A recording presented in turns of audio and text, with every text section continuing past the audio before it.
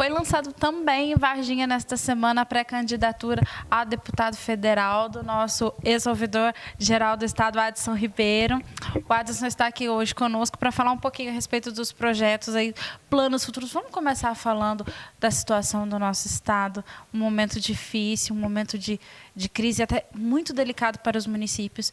Eu gostaria que você comentasse a respeito desse assunto e, principalmente, Adson, qual seria a maneira efetiva de auxiliar os municípios que estão passando, que estão sofrendo junto com o Estado? Olha, primeiro é que os municípios eles viveram uma verdadeira momento de nitroglicerina, assim, o Estado de Minas Gerais, porque vários fatores eles se conjugaram. Primeiro foi o fator que em 2015 o governo atual ele herda uma dívida de 7 bilhões de reais apenas no orçamento do Estado. Soma-se a isso, em 2016, uma interrupção no quadro político nacional. Nós tivemos o impeachment. O presidente Temer, diferente da presidenta Dilma, tem uma relação com Minas muito conturbada, né? Ou seja, o Temer nunca veio a Minas Gerais, não tem um ministro mineiro no governo do Temer. E um terceiro elemento foi que essa crise econômica ela se aprofundou no mundo e no Brasil. Então, quando eu somo uma herança herdada, quando eu somo uma relação política que se degradou entre o governo federal e o Estado de Minas, e quando eu somo uma crise econômica que se aprofundou, esse quadro, no seu conjunto, tornou a situação de Minas e dos municípios mineiros muito difícil. Agora, tudo na vida é uma certa comparação. Quando eu também comparo Minas com o Espírito Santo, quando eu comparo Minas com o Rio Grande do Sul, Minas, ao contrário desses estados, teve os seus serviços funcionando. Aqui as escolas funcionam, os postos de saúde funcionam, a polícia não fez greve, diferentemente de estados que vivem um verdadeiro caos, como é o Rio de Janeiro, como é o Espírito Santo, como é o Rio Grande do Sul.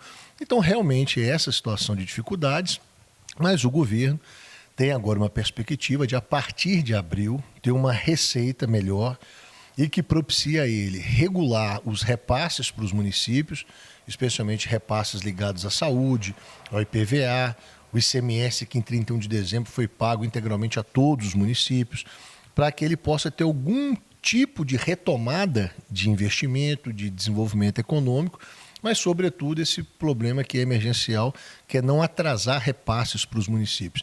Agora, é claro que o governador Pimentel não atrasou isso porque ele quis atrasar, né? São esses elementos econômicos que fez com que ele tomasse uma decisão.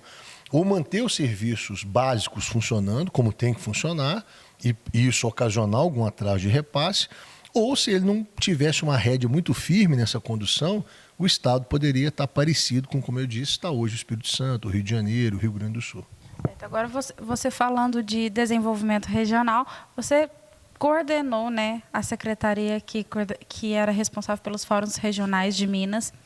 E eu queria que você comentasse, dentro desse período, né, de todo esse mandato aí do governo Pimentel que foi implantado, os fóruns regionais, quais foram os principais resultados, o que efetivamente vocês conseguiram cumprir e aqui em Minas Gerais, principalmente aqui no sul de Minas, com os fóruns?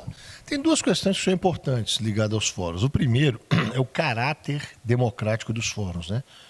Minas Gerais estava acostumado a ter uma política desenvolvida por Belo Horizonte. Essa política desenvolvida lá ela é aplicada de cima para baixo para todo o Estado. Os fóruns regionais permitiram uma outra coisa, que é o governo estar presente nas regiões. Então, nós realizamos 17 fóruns regionais nos 17 territórios de desenvolvimento de Minas Gerais. E em cada local desse foi importante porque você escutou prefeitos, vereadores, movimentos sociais, empresários. Então você teve o quê? Um caráter mais democrático, porque você levava o governo para esses fóruns. Quando se tinha um fórum além do governador, iam mais de uma dezena de secretários, iam empresas do Estado como a CEMIG, a Copasa, e as polícias civil, militar, bombeiros. Então você prestava um serviço, estava perto da sociedade. Então ele teve um primeiro caráter que é esse, muito importante.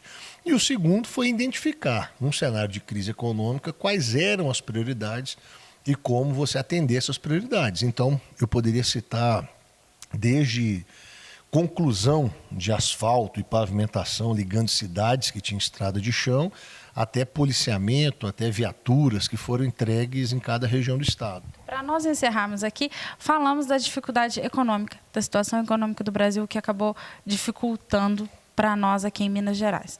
Mas, no início, você citou a questão do presidente Temer não ter vindo a Minas Gerais desde que assumiu a presidência da República. Faltou um pouquinho de diálogo também em relação entre os governos, centralizando, né, a necessidade da população mineira, do povo mineiro? Olha, eu acho que o Temer é uma figura muito complexa, né? Ele dirige um país sem ter tido voto para dirigir o país, né? As pesquisas dão a ele nem 5% de aprovação. E ele está, como presidente da República, para impor ao Brasil uma agenda política e econômica que foi uma agenda derrotada nas urnas. Essa agenda de reforma da Previdência, reforma trabalhista, privatização de empresa pública, entrega da Amazônia, não sei o quê. Isso o povo brasileiro derrotou em 4 eleições.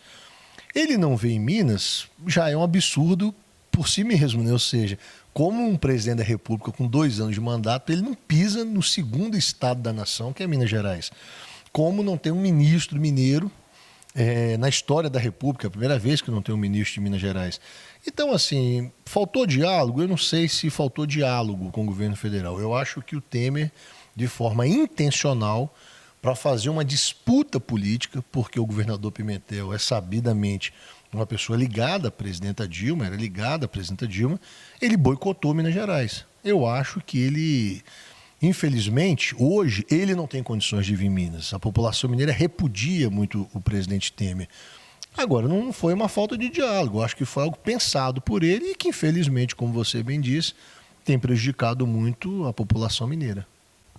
Muito obrigada, Adson. Pessoal, vocês continuam acompanhando todos os detalhes a respeito das preparações já para as eleições aqui conosco pelo Brasil Metrópole.